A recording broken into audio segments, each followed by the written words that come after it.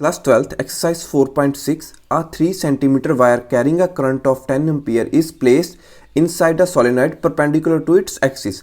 अब हमारे पास एक वायर है जिसकी लेंथ 3 सेंटीमीटर है। अगर मीटर में कन्वर्ट करें तो 3 इंटू 10⁻⁻² मीटर, और इसमें करंट कैरी कर रहा है 10 एम्पियर का। इस वायर को हमने सोलेनॉइड के एक्सिस के परपेंडिकुलर रखा हुआ है लाइक दिस। ये वायर है हमारे पास, ये रही हमारे पास axis of solenoid, and the magnetic field inside the solenoid is given to be 0.27 Tesla.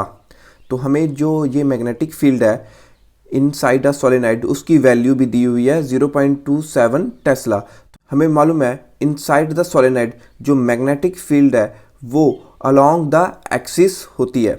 अब हमें फाइंड क्या करना है, what is the magnetic force on the wire. तो इस वायर पे कितनी फोर्स लग रही है हमें ये फाइंड करना है। तो हमें मालूम है force on a current carrying conductor in a magnetic field is given by in a vector form F is equal to I bracket start L vector cross product with magnetic field vector. तो इसे मैं simply magnitude की term से लिखूं तो F is equal to I L B। जब cross product खत्म करते हैं तो हमारे पास आता है साइन थीटा। अब थीटा किस किस के बीच में होगा, L एंड B वेक्टर के बीच में। तो हमें मालूम है जिस डायरेक्शन में करंट वेक्टर होता है उसी डायरेक्शन में हमारा एल वेक्टर भी होगा। सो सेम एल वेक्टर की डायरेक्शन भी अपवर्ड यहाँ से, एंड मैग्नेटिक फील्ड की डायरेक्शन लाइक दिस। तो इन दोनों के बीच में तो आप कह सकते हैं एंगल आ गया 90 डिग्री। तो इसे हम थीटा से रिप्रेजेंट करते हैं। So theta comes out to be 90 degree. So here we know that sine 90 degree is equal to 1।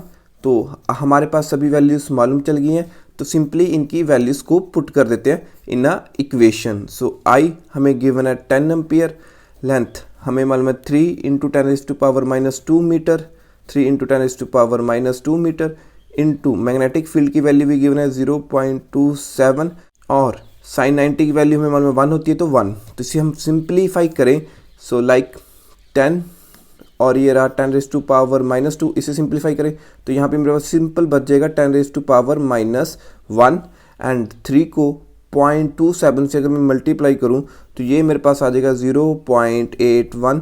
तो रिमेनिंग फैक्टर क्या रह गया 10⁻⁻1। 1 से मल्टीप्लाई करेंगे तो ये सेम ही रहेगा। सो फोर्स है इसकी यूनिट क्या आ जाएगी, न्यूटन। फर्दर इसे मैं सिग्निफिकेंट फिगर्स में कन्वर्ट करूँ तो F comes out to be 8.1 into 10⁻⁻² Newton. So this is our answer. Thank you for watching the video.